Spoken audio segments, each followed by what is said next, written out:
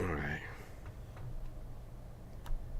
And then let me just, if you guys want to share that, I don't give a fuck. I'll shout it Make out, sure brother. make sure we have sound this time. No, we should have sound because Wooly came in here and fucking sent it out. But I'll check just real quick though. All right, it says live channel. Tell me when he tweets it Real out. quick I'll though. retweet it. All right, it says live channel. Yep, it's live, and we actually. Oh. Hold on, say something. Yep, it's live, and we actually. Oh. Something. Yeah. Hold on, say Yo, something. yo. Yep, it's live, and we actually. Oh. Something. Yeah. Okay, we're live. Yo. Hello. All right then. Hold on. Let me turn on the volume and shit. Yeah, we're live. I don't have anything like premeditated or anything like that. So, anyways, it's your boy Gaming Despair, like always and shit, and fucking introductions, because I don't do fucking introductions. All right, so let's get to the topics real quick, right? Okay, so The Last of Us, the last episode, and we're gonna get obviously the new episode in what fucking Sunday. What did you guys think about the last episode? Because I thought it was pretty good, honestly. Like, in some sense, I could find it better than DLC, but I think the DLC is actually better than the actual the show. I don't know what you guys think about that. Well, I feel like the source material is always going to be better. It's always better than whatever they can adapt into a movie or TV show, because with the source material, you have the time, and you're able to do what you want to do. Um, TV series, you have to take an account for, like, especially with the video game, how something that's video game will translate to something where you're not being active with it. You're passively watching it, and like it feels different and it moves different. And sometimes the translation isn't always the best, or it's not quite as good as the game. And also, you already have like this bias and expectation naturally that comes with the original source. So I feel like no matter what, the source material is always going to be better, even if it's in a small degree.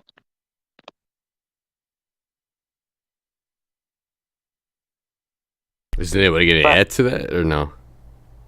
no, I mean, I really liked the last episode. I really liked the actress that played Riley. I felt like they had good chemistry, and they I felt like it was pretty damn close to the DLC, and whatever minor changes that happened, I was actually okay with. I liked how that the arcade machines were working, and that they were actually to get quarters and play them. I don't know how, like in the DLC, it's not working, and Ellie has to close her eyes. I don't know how that would have translated into the show. Um, so I did enjoy watching them actually play Mortal Kombat 2. So I like that change. Um, um, with the only one infected attacking them, I was fine with that too. Um, and I enjoyed the show. It wasn't bad. I really enjoyed it. Yeah, definitely. Because I remember, if I remember correctly, like in DLC, they were playing what's it called? That girl with the hands that has like scissors or like knives. I don't remember what the fuck it was, but I didn't remember them playing Mortal Kombat. Yeah, it was a different type of game. Because I remember it was Riley that ended up Riley, that's her name, right? Yeah. Yeah. Yeah, she wanted to play her favorite game. If you remember in The Last of Us Part 1, when she ended up going to Billstown, well, a little further from Billstown, but she ended up seeing that the arcade game like at that store. It was like some kind of store, and she ended up seeing like, oh, I know this game, right? and that's what I thought they were going to play, but I didn't think it was going to be Mortal Kombat, to be honest with you. I think that's pretty cool what they did there with Mortal Kombat 2. Hey, hey, who knows, man? Maybe the reason why they put up Mortal Kombat is because they're trying to get in that acquisition shit. You know what I'm saying? Maybe, Or they're getting ready for the new one that's coming out this year. Facts right there, man. Facts right there. But you know what? I think Sony's getting into that position where like they're because I know they have it's not a studio. I forgot what the fuck it was, but they're trying to get what's it called? Like competition going on. You know what I mean? So who knows, man? Maybe later down the road they actually had the acquisition. But at the same time, though, I'm tired of fucking hearing about acquisitions. You feel me? But as far as the show goes, in my opinion, it was somewhat pretty much accurate, and I thought it was a good show, like to showcase the DLC for what's it called, Left Behind.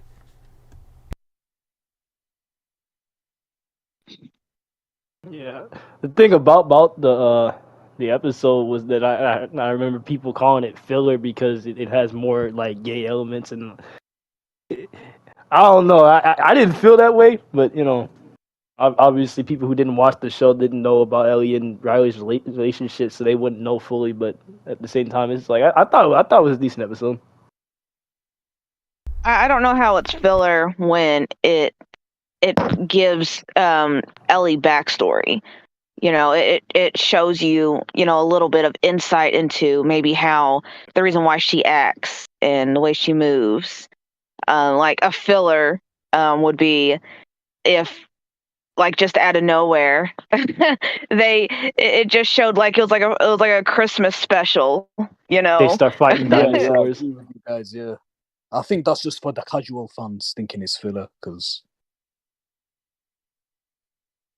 Like filler would be like them instead of fighting zombies, they're fighting I don't know, plants or something stupid. yeah, I think just it's more of the casual people like are wanting more action and stuff like that. That's why they called it a filler. They expect it to be a big episode, similar to episode 5. With the bloated and stuff.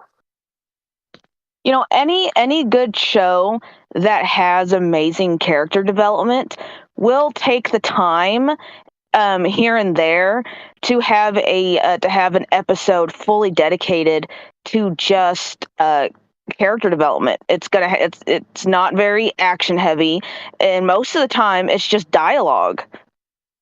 Exactly. It's kind of crazy, like, cause you think of games that are made into movies. Like look at Silent Hill, for instance. Like it was kind of bad, but it was okay. But I think they're doing a good job with The Last of Us when it comes to To be the honest, whole I series. forgot to say something as well. I think I'm just gonna put this in here as well. I just think when they said is it episode 7 when they said it's filler. Actually, Game of Thrones had more filler than the whole season of The Last of Us.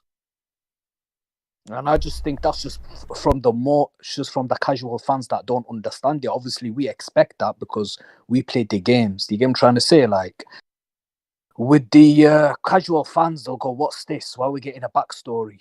And I think that's why they think it's a filler. But that's my opinion on it, anyway. No, I get what you're saying, honestly. Oh shit, fuck! I didn't even start this shit. Hold on. Okay, so no, I get what you're saying about fillers, but the thing is that I never actually read the books for what's it called, Game of Thrones, right? I still need to check No, I out that was talking series about out. the show, not the books. The show. Yeah, that's what I'm talking about. Like, there's fillers. Well, I wouldn't say fillers. No, yeah. They do have some fillers, obviously, because we didn't know what the fuck. What's his name? Um, Bill and Frank were going through and shit. You know what I'm saying? So Yeah, like, yeah. but at the same time, it's like we wanted a backstory of that shit. You know what I mean? And I think, The Last of Us, what people are feeling to realize, The Last of Us as a franchise is more character driven. Yeah, it's got horror, it's got a bit of action, Yeah. whatever you want to call it, but it's more character driven. This is why it's one of the best games ever made, because the story. Do you get what I'm trying to say? I mean- Sorry. Yeah, but I think that's probably one of the reasons why the game could be considered like better, at least to me, because it's, you know, obviously the story is a big element, but I think what's even better for the game's sake is the fact that it's more, you know, it's interactive. Like, you get to interact with these Yeah. characters. Yeah. And don't forget, Lamar.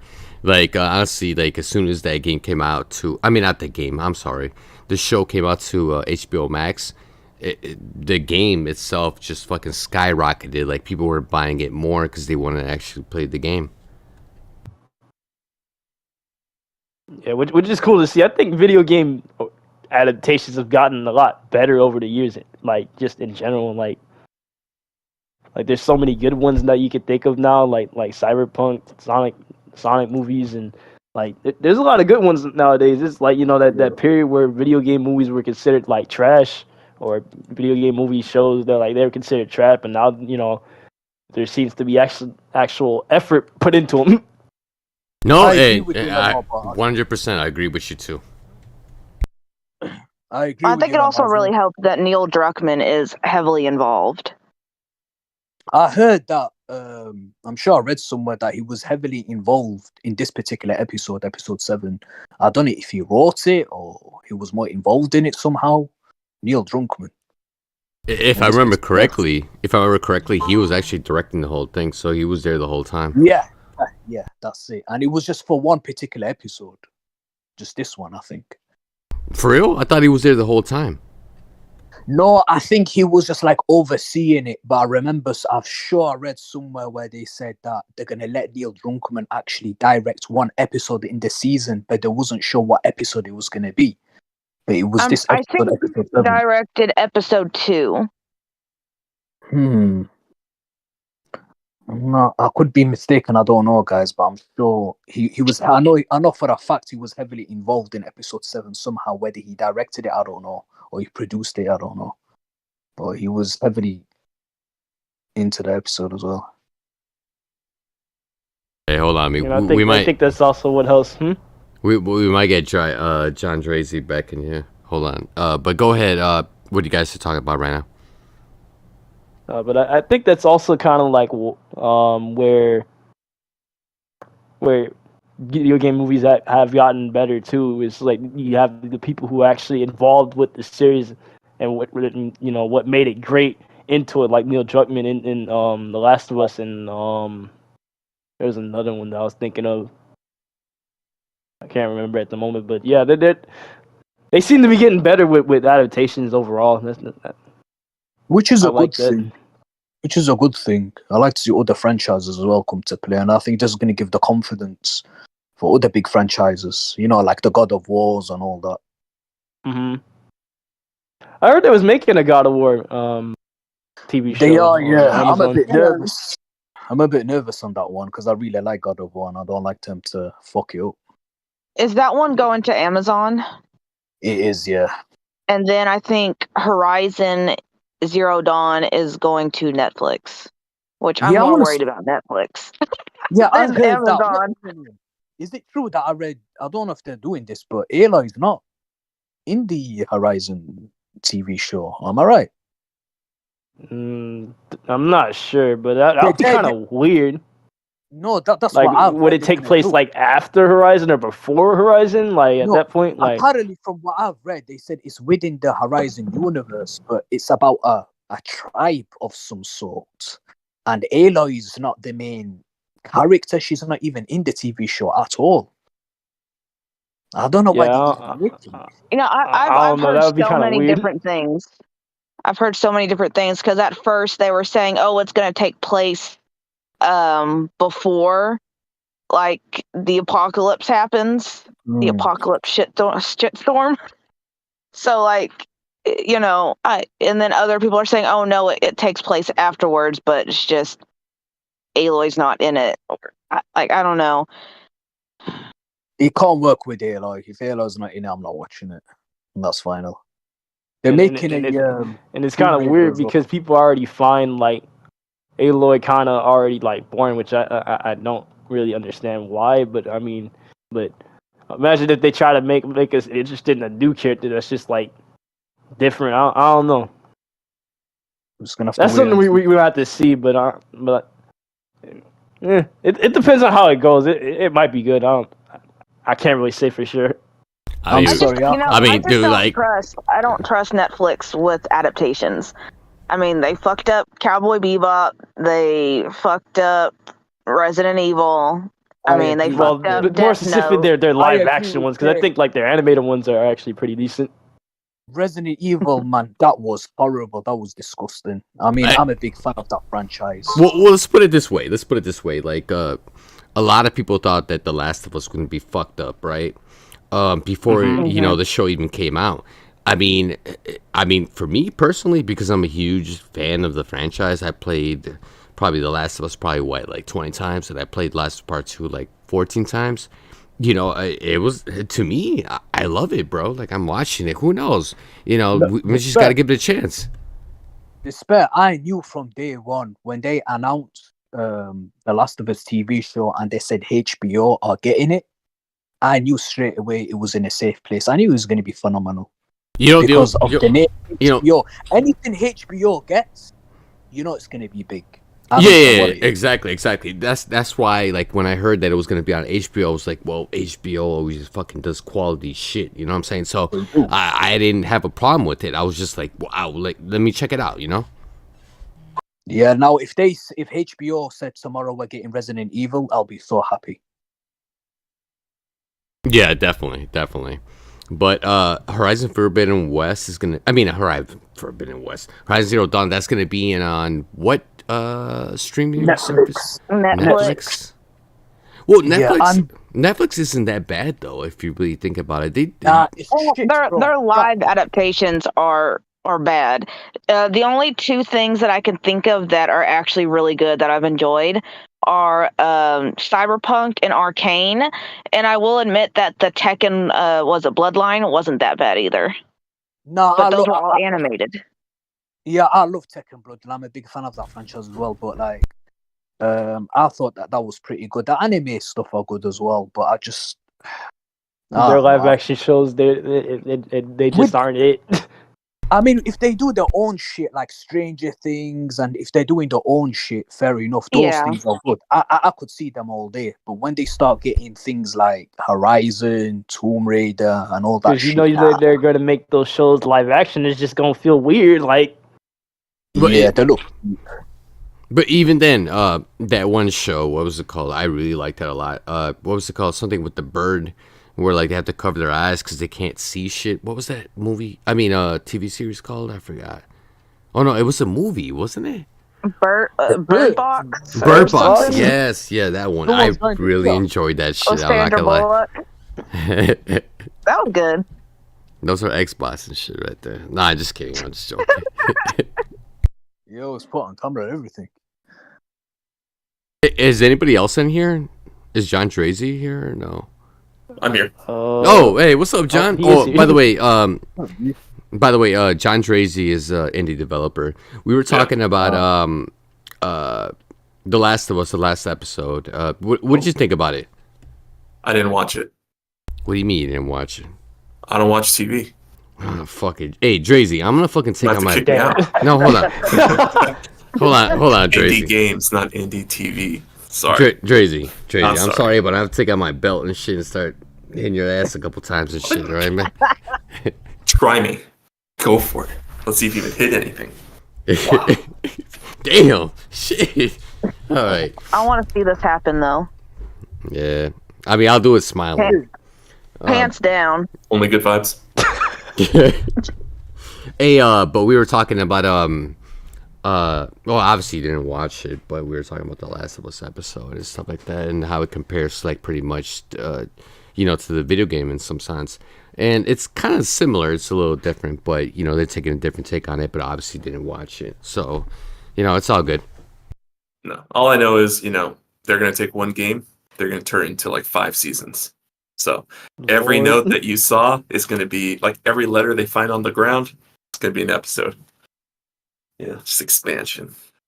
Oh yeah, definitely. And by the way, I wanted to ask you, how's your game coming along?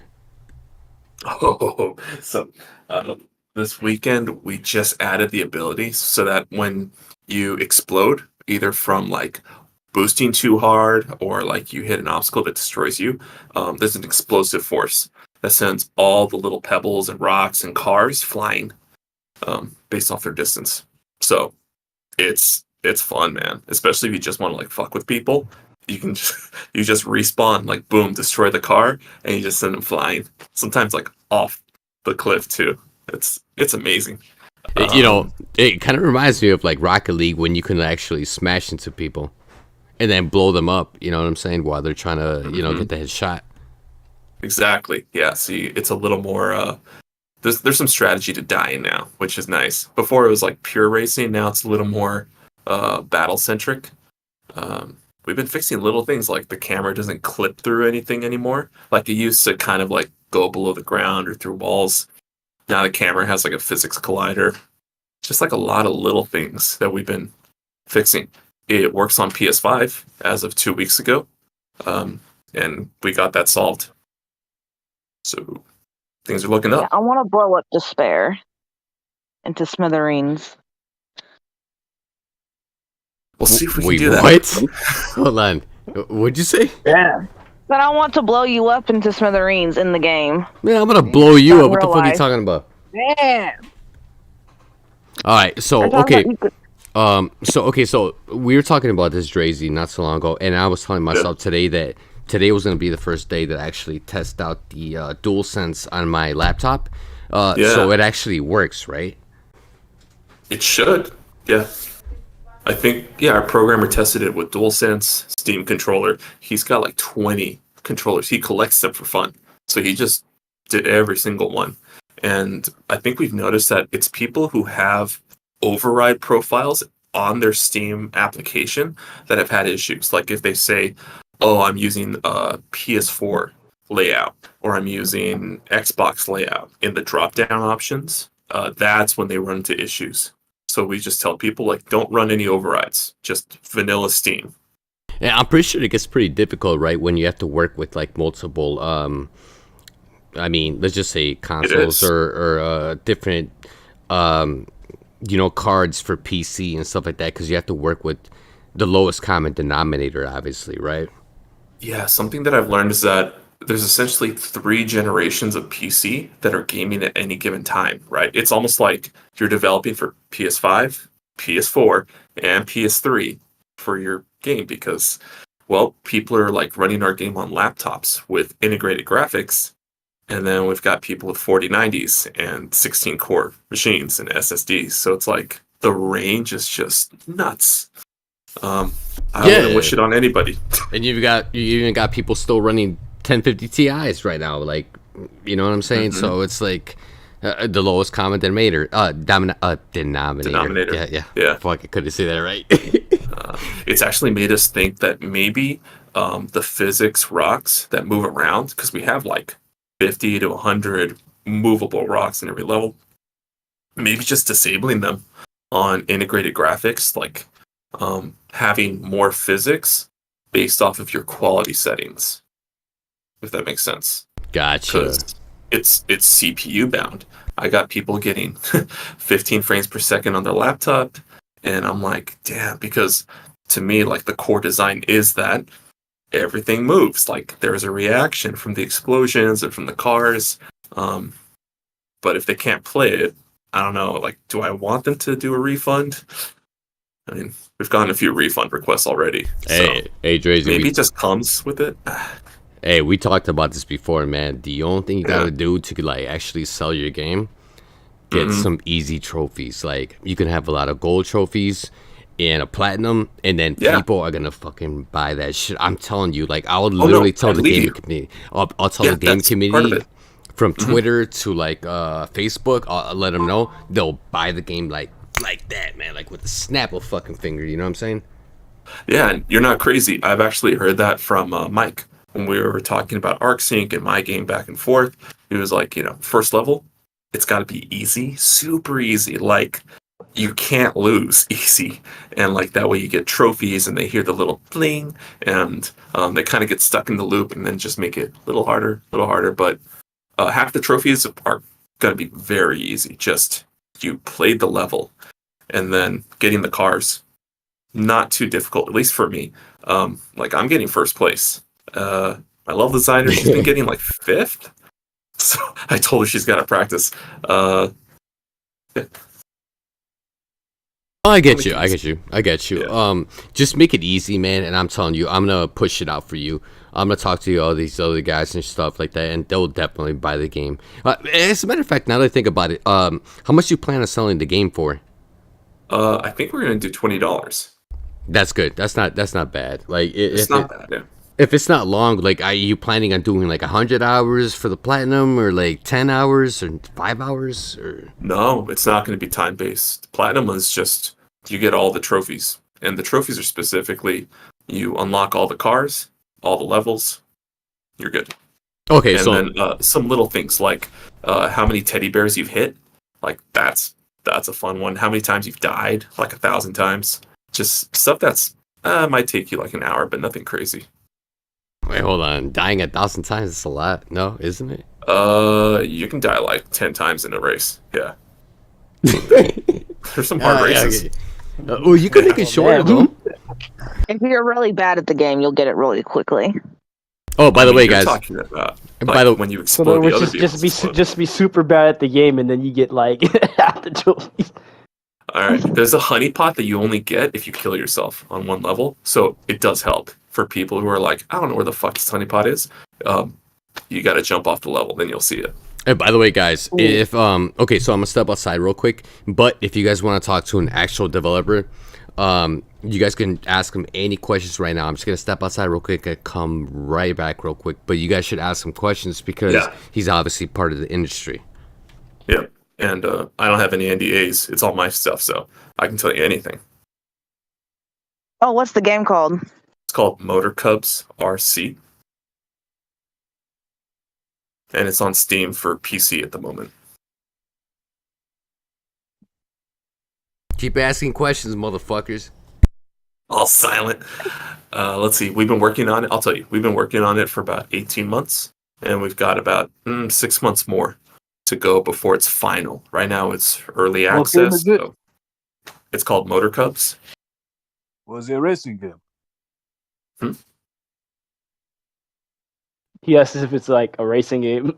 Oh, yeah. It's a racing game. It's off-road racing with RC cars.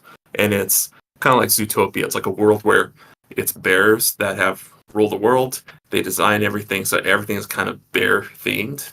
And they actually have little teddy bears of themselves inside the vehicles. And when the vehicles explode, you see the car parts on the track and the teddy bears rolling around.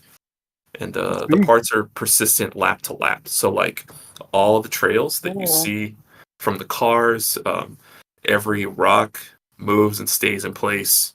Everything's persistent lap to lap. That was actually really important to us. Sounds pretty cool. When is it coming to PlayStation? PlayStation in August. I'll look out for that one. Yeah. That's a real good one, because when I played it on the dev kit, two things I noticed. The rumble on DualSense is really good. Too good. I think we have to take down the intensity for the PS5 version. And the audio is crisper. And what's really cool is they actually give you plugins for Unity, because we're using Unity Engine. And Sony, they've got great like integration tools for Unity developers specifically. So shouldn't be too difficult. Intriguing. Mm-hmm.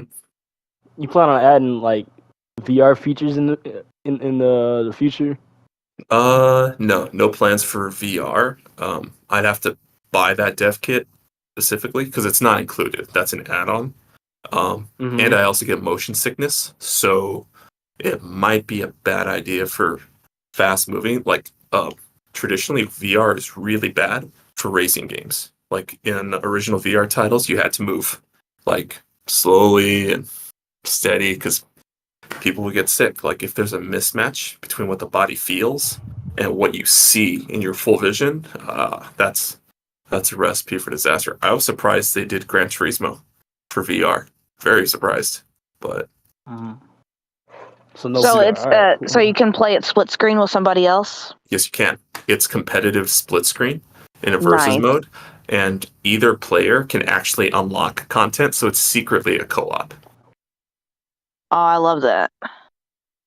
Yeah, it's real cool. Sounds Um, great. yeah, we're pushing right now. We're pushing like 32 racers at once. The goal is 64 for the final level, and we actually have like a heavy metal guitarist producer who makes all the music. So he's got a song already created for that final level. It's kind of like a reverse. What do you call that? What's that peak called? Damn, I totally forgot. It's like in Colorado. Was it like Pikes Peak? We have like a Pikes Peak sort of track planned. Yeah, it gets crazy. Right now, if you watch the footage, like there's some pretty easy roads and there's like barriers to make sure you don't go off the sides. But once you get to like the last like fifth and sixth levels of the early access, you can see how crazy it gets. You just fall off like all the time. Yeah, so like the stages, like do you have like because I remember you said before you had like hazards in the stages. Is it like has it gotten any like crazier or different in terms of No, stages? no, the stages haven't gone that crazy. Mainly because I got a lot of negative feedback during early access release.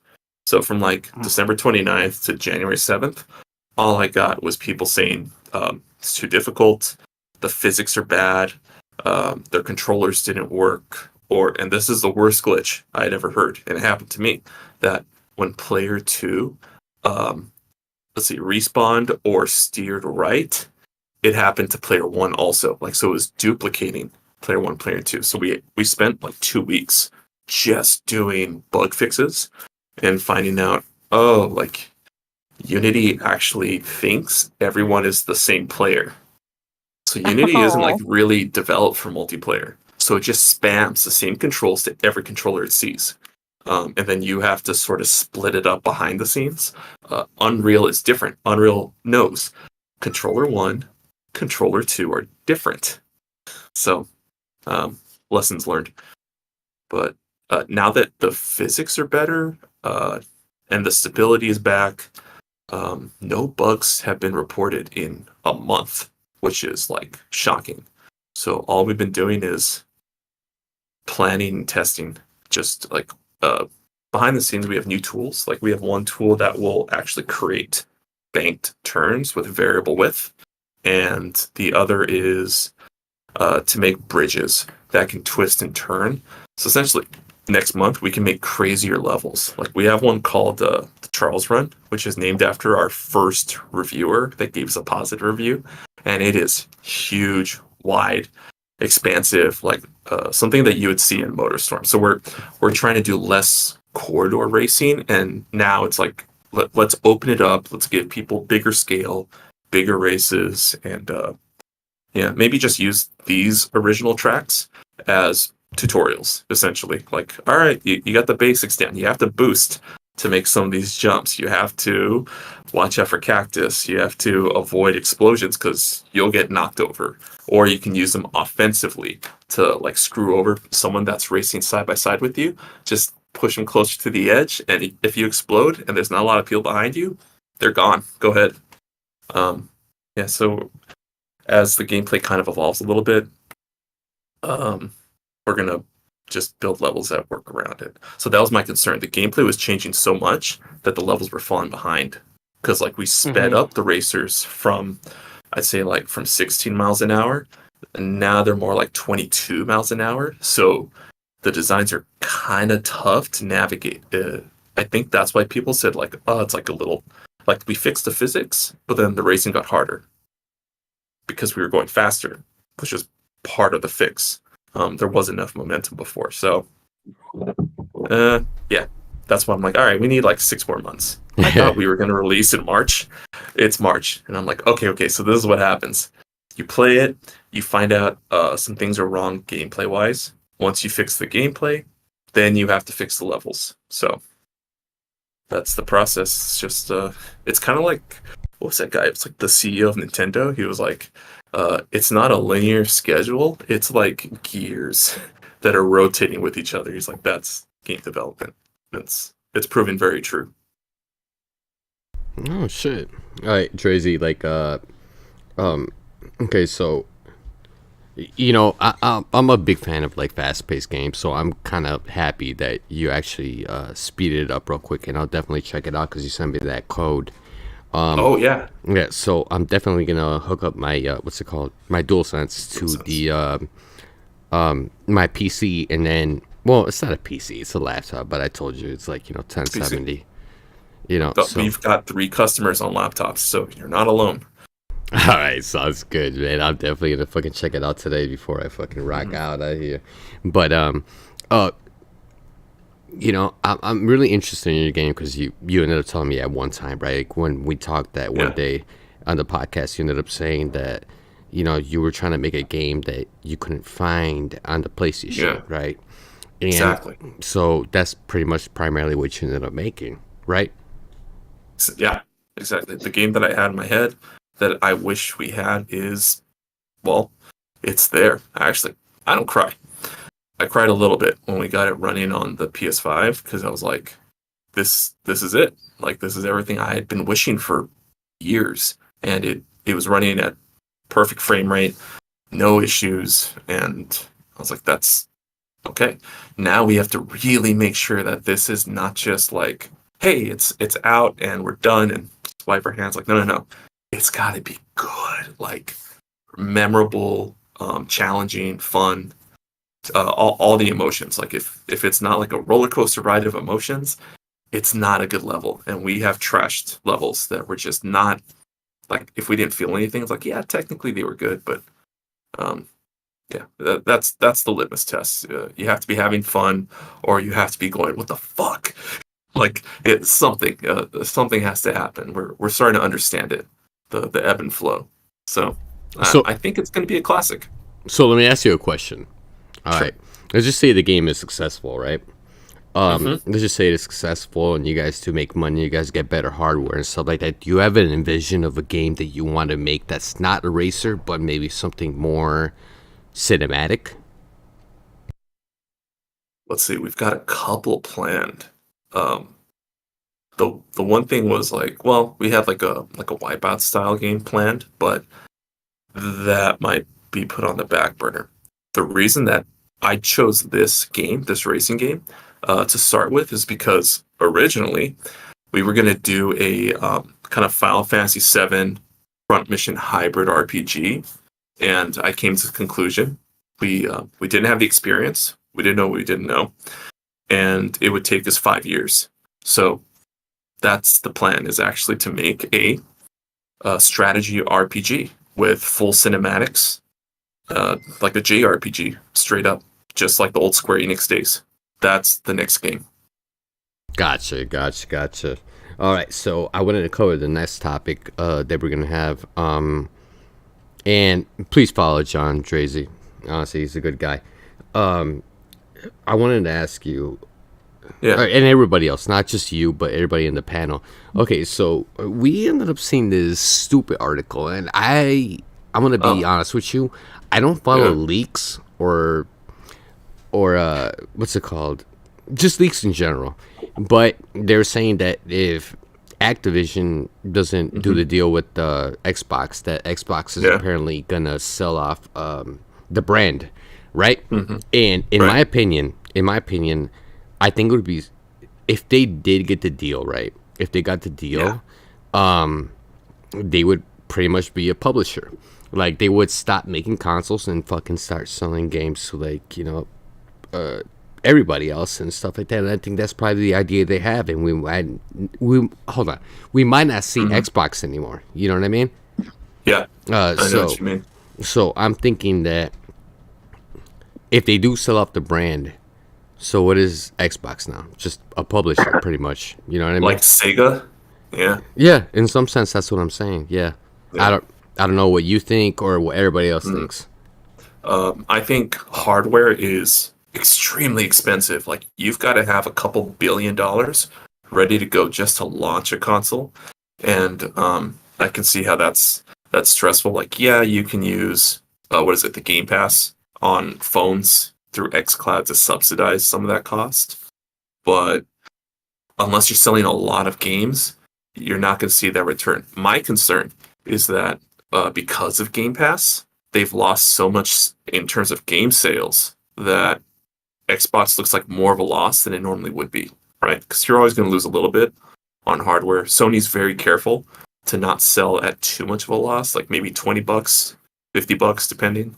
But from what I've looked at the console, right, when I look at Xbox Series X, to me, that's a $650 piece of hardware, like with a vapor chamber and everything intricately designed and like perfect. Like, that's not a $500 hardware by far, at least in my mind. So I'm worried that they might, if they get ABK, maybe they won't have to make consoles. Maybe they'll like get rid of the high end at least. Like maybe they don't have to do a Series X. They'll just do like a Series S for a while.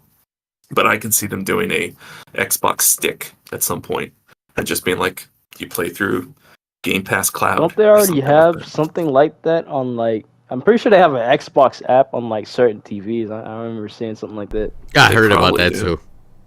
I heard about this too. There's like supposedly some Xbox like TV shit, like where you could actually play the games through like some kind of cloud service and stuff like that. But Right. you know, it's really alarming, to be honest with you. But if I were to tell you, I think maybe it would be the best move for Xbox to actually, you know, go into being a publisher rather than developing consoles. It's just they're just not. It's just not working.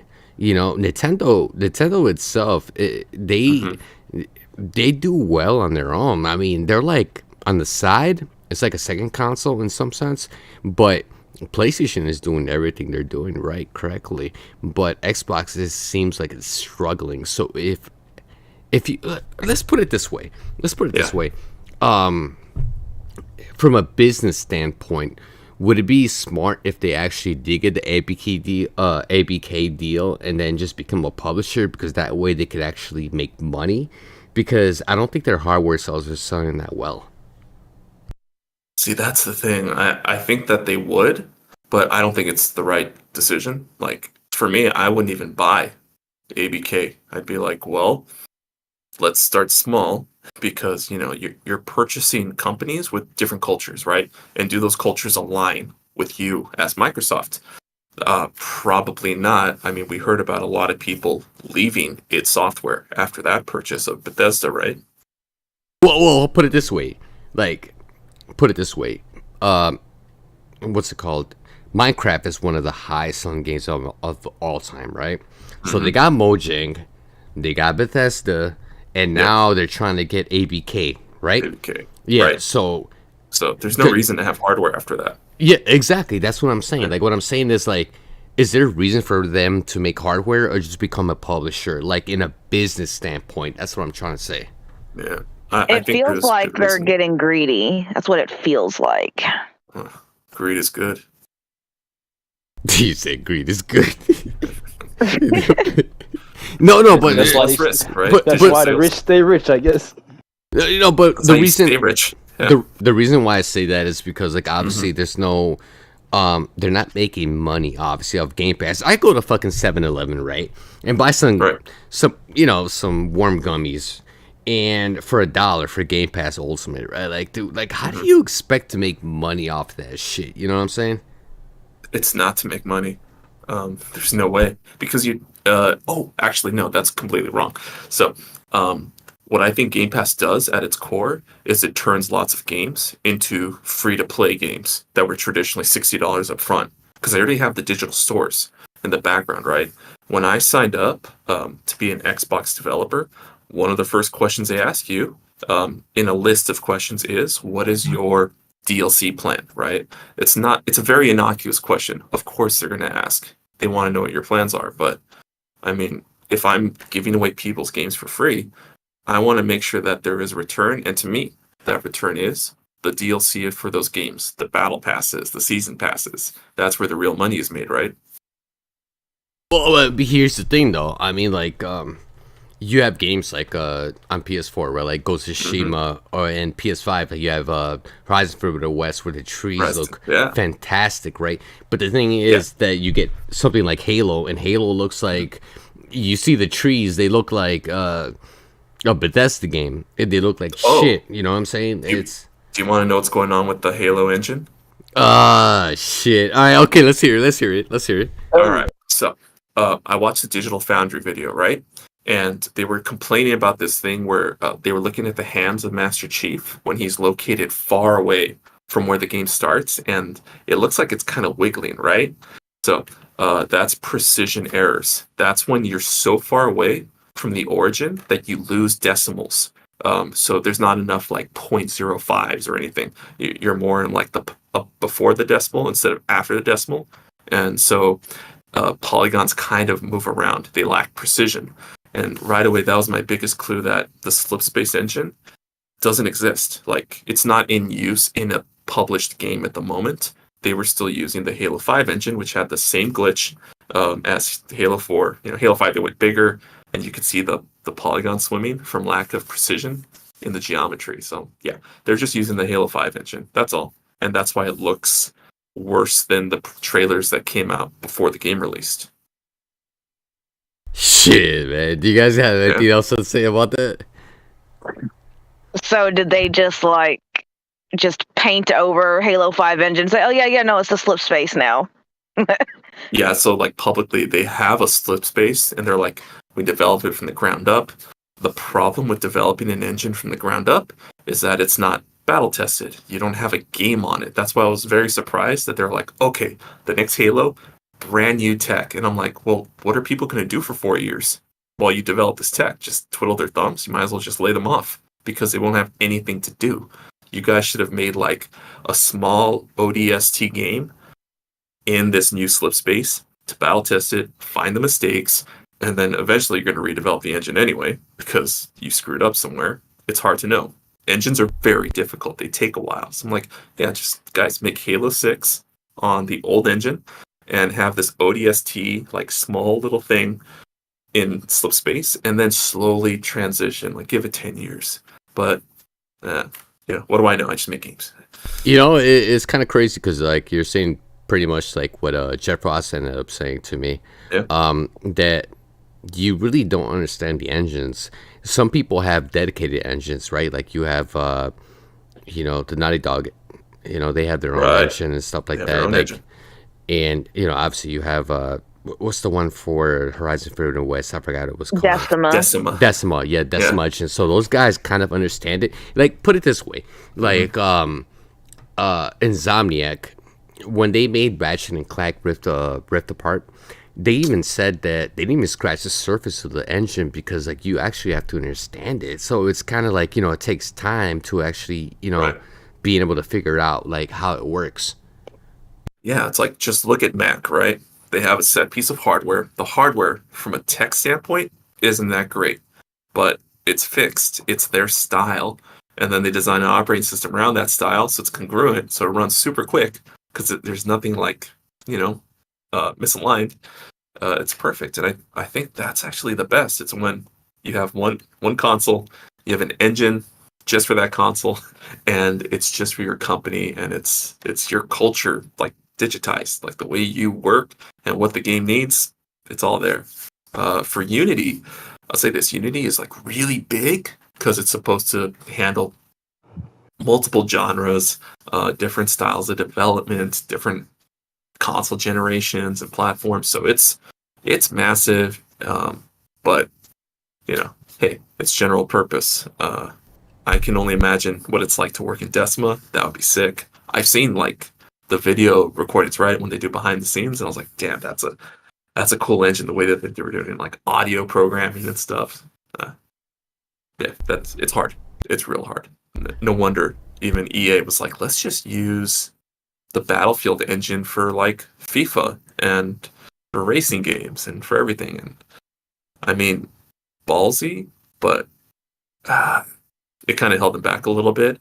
But it had to happen. I think like when I talked to one of the guys that worked on Anthem, he was the lead technical programmer. Like he handled all the engine stuff, and he told me, that one request to add boosters to the character so you could like jetpack around the level was beyond what the engine was designed for. However, after a year of doing upgrades, he was like, "Oh, we can make Grand Theft Auto, no problem now." That's how massively improved the Battlefield engine was at that point. And then EA pulled the plug, and I was like, "Well, there goes that tech." Yeah.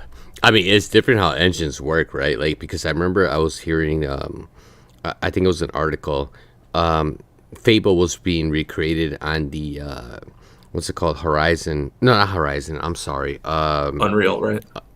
It was the racing car game for Xbox. Oh, What's it called? Playground Forza. Games. Forza Playground. Horizon. Yeah. Yeah. Yeah, and then all of a sudden they decided to cancel it and recreated it again on a different engine. So that engines was pretty weird. much work differently, right? Yeah, but you just have to. For me, it's like just look into the past a bit and see what happened to people who did certain things, right? So, God of War. Remember God of War for PlayStation 2? Yeah. Okay, so that was programmed on the engine for Kinetica. So Kinetica was a racing game on PS2 that came out before God of War. That's one of Sony Santa Monica's games.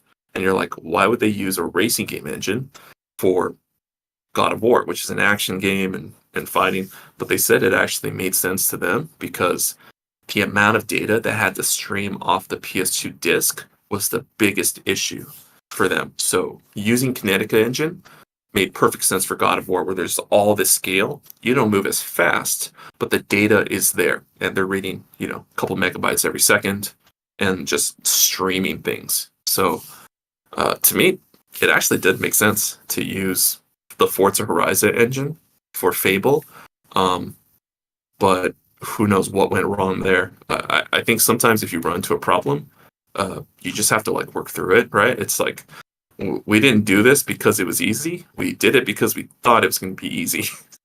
So I say just finish the battle. Start small. I don't know. Don't make Fable right away. Make like the ability to walk around your cars in a car show or something. Like just small risk. Bet small, lose small. Learn your mistakes early. Yeah, it's tough. I mean, these guys. I would say they're smarter than me. They're better at making games than me. But man, you gotta just look at the history of like game engines sometimes, or read like Gamma Sutra articles. Hey, hold on. Hold on. Come on, John, man. Yeah. Hey, Naughty Dog and Insomniac were really small studios. You'll get up there, brother. Like, I'll get there. Yeah. You know what I'm saying? Yeah. Oh, those guys never have tech issues, right? Because they're gods.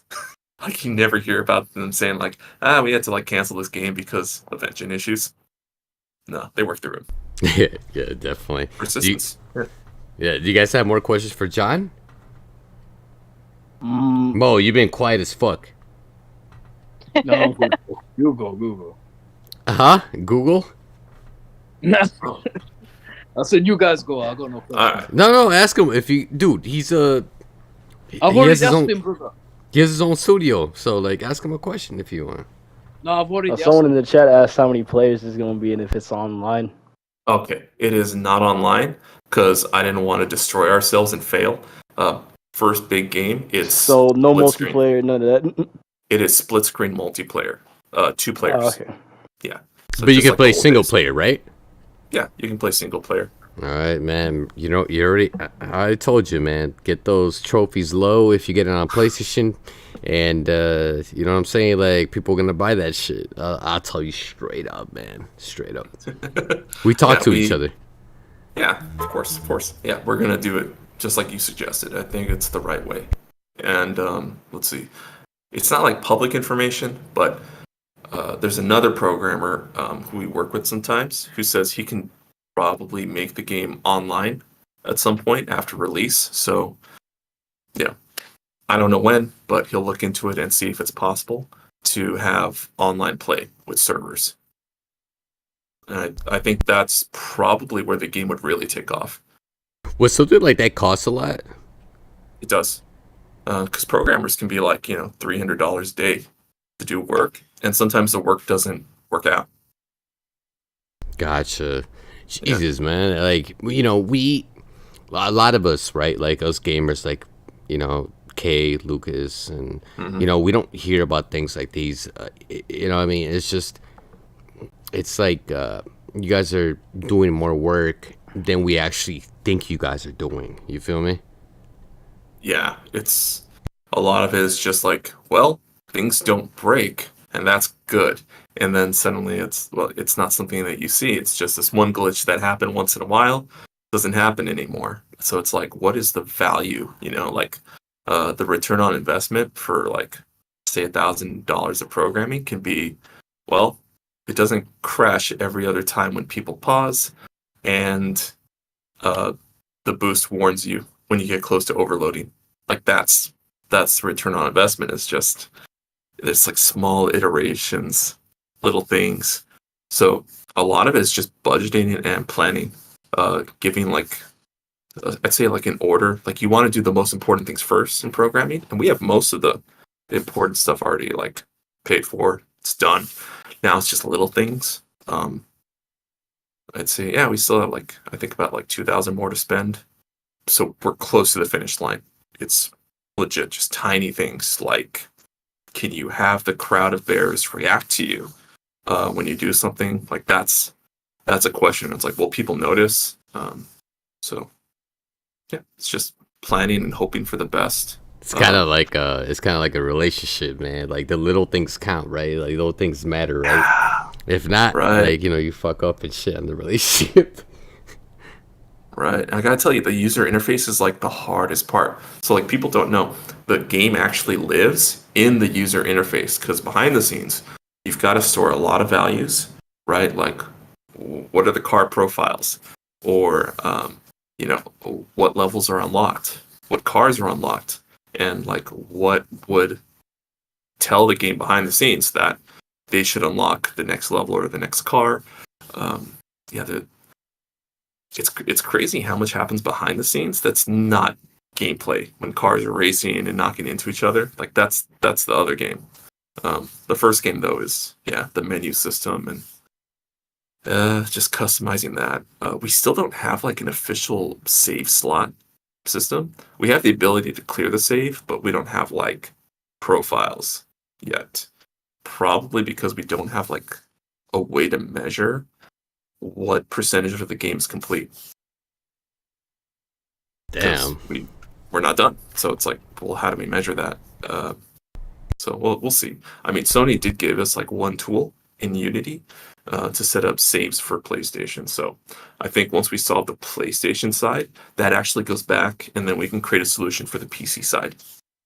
So, well, it ping pongs, I'll be honest with you, like the trophy hunters. I mean, you get that shit done. Like I'm pretty sure people will buy the game, and like I said, like I told you before, like I'll talk to a lot of people because like the community goes crazy when it comes to fucking trophies.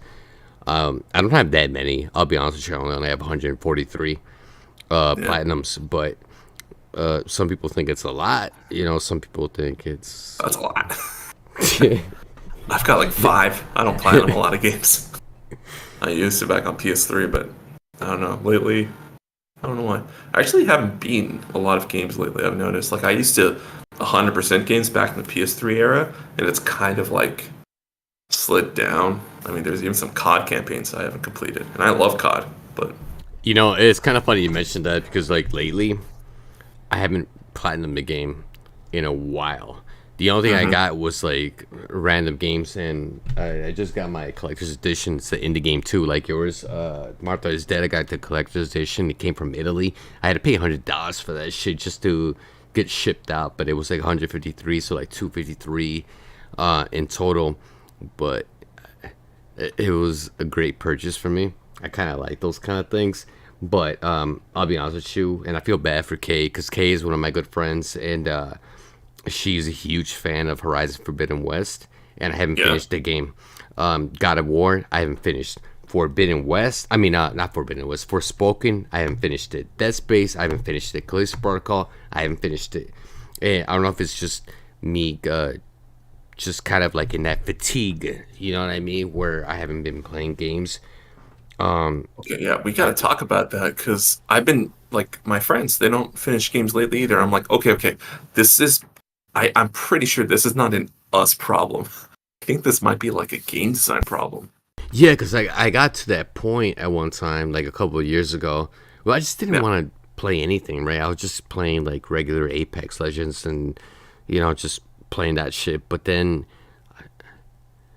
you know, it's kind of hard to explain. It's just like you get to this certain phase where you just don't feel like playing anything at all, and hmm, it kind of sucks because like gaming is like that's the thing I grew up on, but right.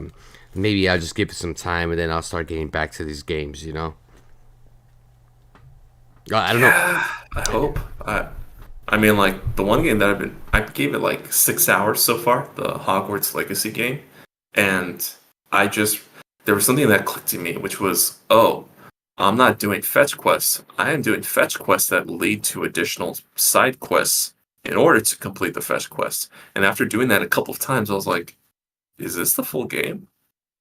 Hey, hold on. Kind of bugged me. Hold on, let me ask the panel members. Mo, Kay, and Mo. I mean Mo. Fucking Lamar. What do you guys think about gaming fatigue? Like, do you guys have that shit or no? Yeah, I had it at one point. I had it on the PS3 I'll era be as right well. back, guys. Too. All right, okay. Say that again? I said I'll be right back, guys. But let them know. Yeah, I had it as well. I mean, I still have it, but I remember with the PS3 days, back in the PS3 days, where Yeah. there was just this time where I skipped half a generation, maybe more. I just didn't want to see a game. Yeah, it was bad, but I just had that fatigue, didn't I? I still have it to this day Hmm. with some games. I've played Hogwarts Legacy, but Yeah. something just clicked in me. Like, I just don't want to play this game anymore. And it wasn't just a game. I just think I just got that fatigue. I can't really explain it. It's just this funny thing that comes over you. I know. I mean, like when I play Hogwarts, what really gets to me is to learn a magic trick, right? You have to trace the shape, Yeah. and you only ever do that once. And I was like, this is the most interesting part of the game, and it's only just to learn something. I'm surprised they didn't make you memorize those movements to do with the joystick in Yeah. battle, because then it'd be like, now I gotta be like, I would be more engaged. Yeah, fewer people can probably play it and beat it, but at that point, be like, well, sorry, not sorry. You got to be good at this. Requires skill, Exactly. Yeah. not fetch quests. Like make me memorize combos the way that I used to in Street Fighter. Something new. Something that Yeah. like makes me think. Maybe that's it. Like too much reliance on quests. Yeah. Anybody else with gaming fatigue? Yeah. Lamar? Uh, Okay. Personally, I've never really had like fatigue in the same way. Like Hmm. I've always had my moments where I just don't want to play games like at a certain moment, but it never really lasts that long, to be honest. Sometimes I just I need a break for like a day or two, but that's about it. I feel like I go through it every now and then. I feel like I almost go through phases where I'm either I can't put the controller down Yeah. or I just don't want to pick it up. Um, Yeah. like there was a one time last year where I went like a whole month without playing a single game. Like just the thought of it, I was just like, I just don't feel like playing, and I'm not gonna force myself because that's only gonna make things worse. But eventually, it does come back.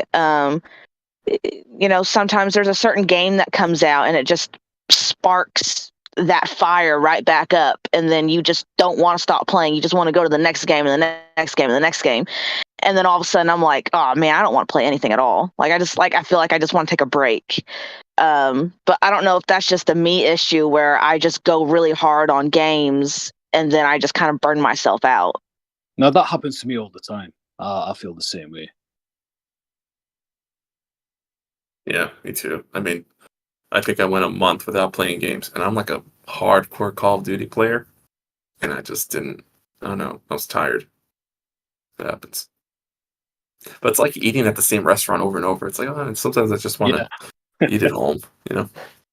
Yeah, But then you don't have it because for we like a all know couple that. of days, and then after that, it's just like, I kind of want this again. Yeah, yeah. And then you're like, oh, it's amazing. I totally forgot. Yeah, it's so good. And then sometimes I feel like it comes down to, so video games are very interactive. And sometimes it just comes to, like, for me when I play, like, I'm a truck driver. So, like, when I play any video games, it's at the end of my day. And I get, maybe 2 to 3 hours to myself before I have to go to bed. So a lot of the times when I get done, I'm like, okay, do I want to put more energy into something and be interactive, or do I just want to watch something on my phone? Like, do I just want to passively do something, just not do anything at all? Yeah, I feel the same. Like, I need energy to play. If I have no energy, not playing. And it's just, that's how it is. I mean, yeah, TV's easier. YouTube, just watch a bunch of YouTube. That's nice. Just zone out. Yeah. Like you just come home from work and you're just like, I kind of don't want to play anything. You just stay on your phone until you fall asleep. Yeah. That's why like hardcore versus casual gaming, like those titles made me laugh because I'm like, nah, everyone's casual gamer because you can't do this every day. You're tired, like unless you're a kid and you just have school or like summer, you get the whole summer to yourself. Plays through like 10 games, yeah. But if you're an adult, not happening.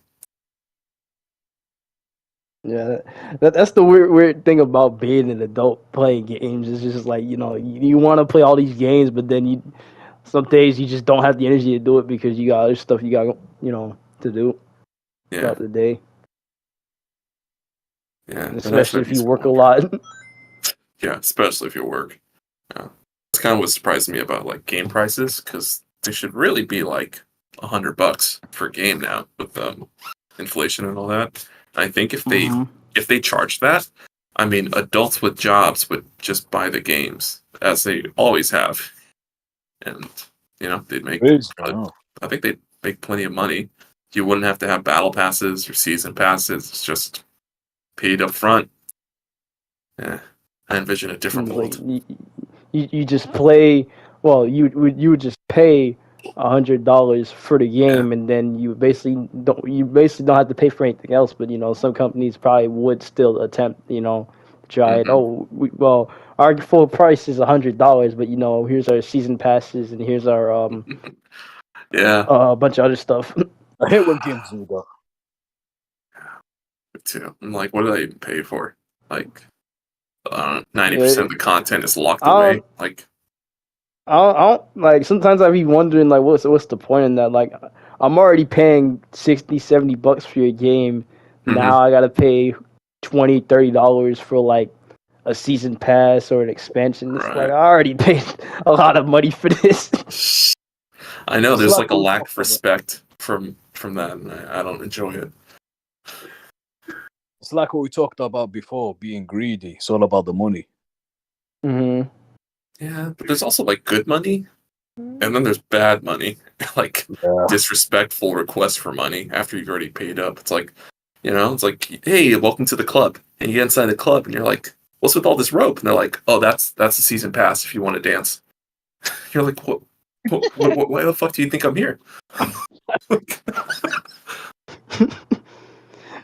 You're just like, I already paid you. Why do I need to pay you again? I know. It's like another bouncer, and then another bouncer, and then another bouncer. You're like, I want to pee. And they're like, no, you didn't pay the $10.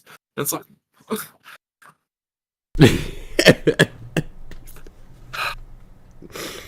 Jesus Christ, that's an interesting way of looking at it, actually.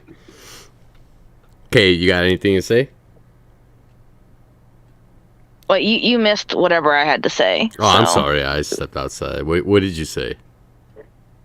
Oh, well, no, we were talking about gamer fatigue. Yeah. And how, like, sometimes I go through phases where I can't put down a game, and I just go game after game after game, and then all of a sudden it's like I hit a wall, and I don't want to pick the controller back up for a while. It kind of reminds me of what Mo Lucas was saying.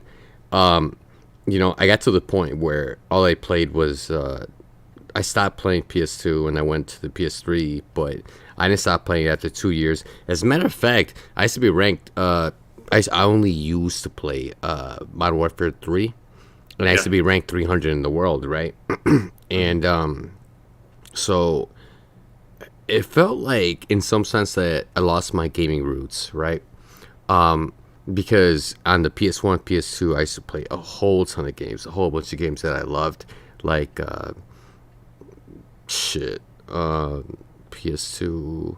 I used to speed run The Suffering, and Call of Duty was all I played. Like afterwards, like 2 years after the PS3 ended up coming out, and then after that, I saw The Last of Us, and when The Last of Us came out, it got me back to my roots. Like I started playing BioShock and like everything else. You know what I mean? Yeah, the single player stuff. Yeah, and I got hooked onto it. So I got back to my roots, and now I'm kind of in the same sense where all I do right now, and I hate it. And I'm sorry, Kay, don't hate me for it, but I'm still playing Apex Legends and stuff like that because I like that multiplayer stuff, but at the same time, I like my single player stuff. Yeah, every time I see this dude online, it's Apex, and he has like 4,000 hours on it. Yeah, dude. Hey, Drazy too. Like, Yeah. When The Last of Us came out, I'm not gonna lie to you, I've been playing that shit for like 9 years straight. But I was still playing my other games and stuff like that. Like, it doesn't matter if it's indie or a AAA and stuff like that. But I have a lot of fun with indies and AAAs and stuff like that too. So like, I'm not stuck on just one thing. Like like I told you before, most people just play a sports game or like a Call of Duty game and stuff like that. I just can't do that. I haven't touched a Call of Duty game in a long time.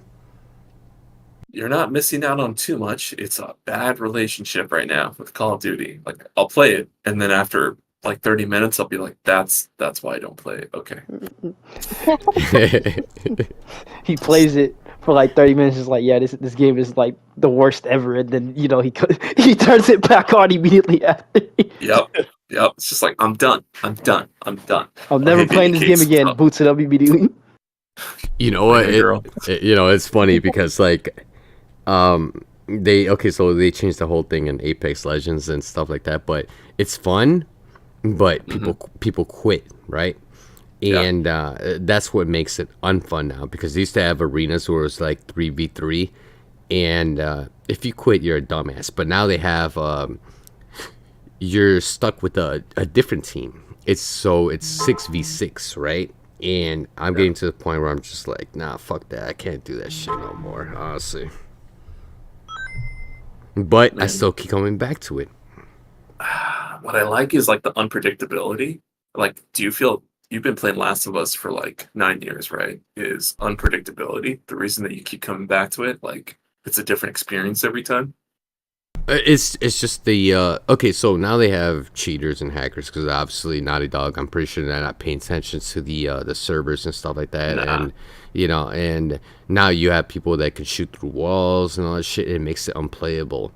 I remember not too long ago I was playing it, and I got 11 kills and 0 deaths and stuff like that. And then I left to go use the washroom, and then one of my friends, she ended up saying, I ended up asking him, like, why this person leave? And they're like, oh, because they think you're cheating. I'm like, shit, I've been playing this game for fucking 9 years. Like, what the fuck makes you think I'm cheating? I mean, You're too good. oh, man, that's what bugs me about Call of Duty too, though, because like you can report anybody's a cheater. So once I found out how that online system, the ranking was happening behind the scenes, I was like, oh, I'm playing against cheaters because I've been reported as a cheater. So why am I going to play? Wow. Yeah, and that's the thing to be careful about, because I remember my friend Kitty, she got banned from PlayStation just in general, just because she ended up talking shit to the guy that was talking shit to her. And there's some people out there that are smart enough to actually report you. And then you could lose. You could actually lose your account just because you're talking shit back to the person. All your games. Yeah, exactly. So like for me, right? Like a person that game shares with somebody, right? Because she's too Right. poor or he's too poor or whatever like Right. that. I share. I game You share. could lose everything. Lose everything. That's why I'm on mute. Like my Call of Duty lobbies, yeah, there's a couple people talking trash, but 80% are all muted because no, we're not gonna risk it. So it's just so quiet. It's not fun. Hey, Drazy, download Apex Legends, man. We'll play together, man. I want to see your skills. I'm extremely good.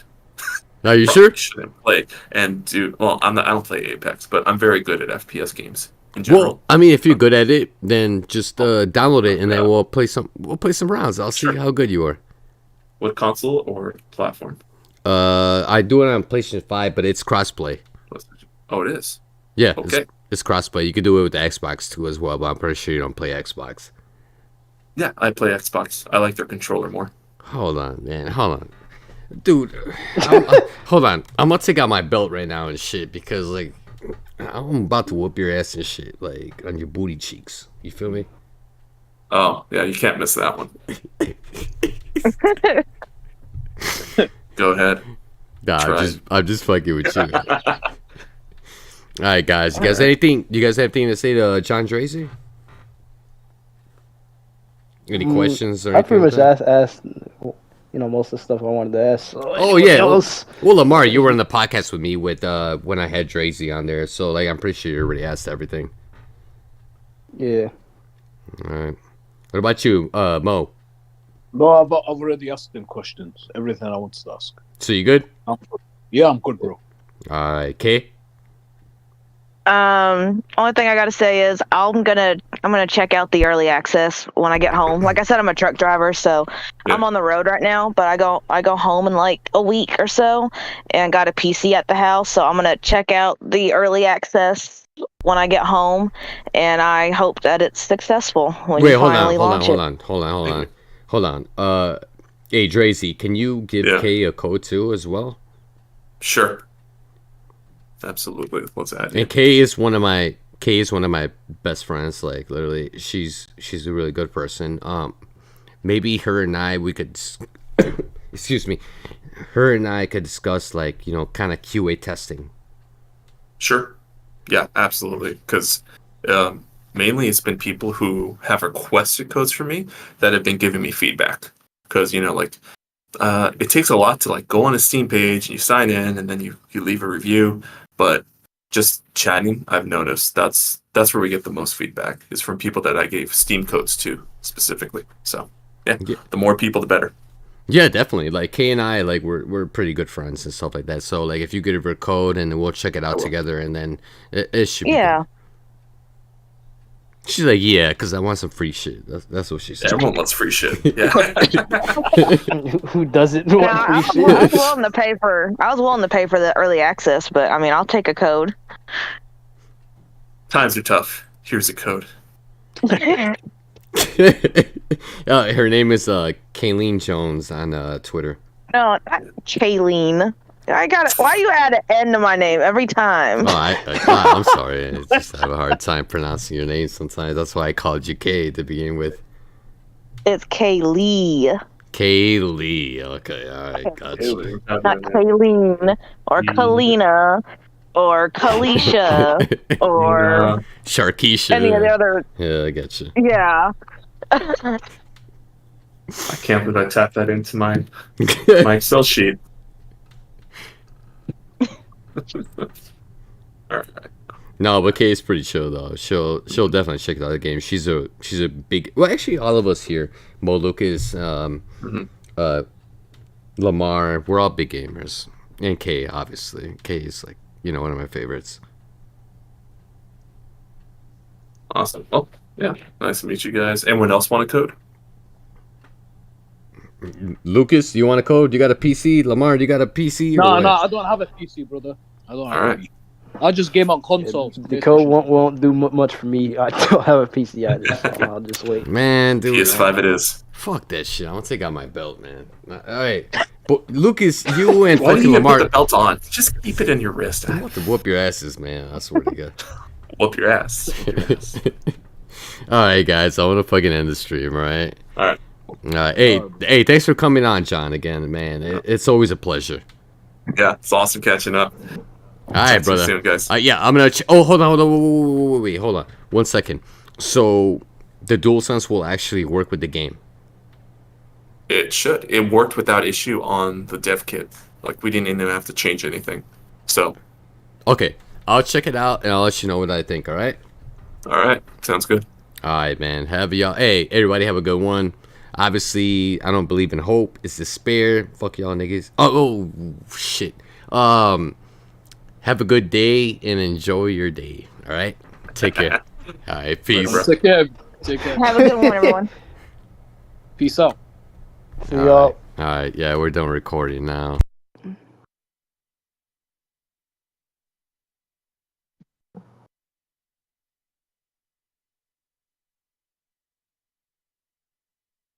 I was listening. Did everyone drop out already?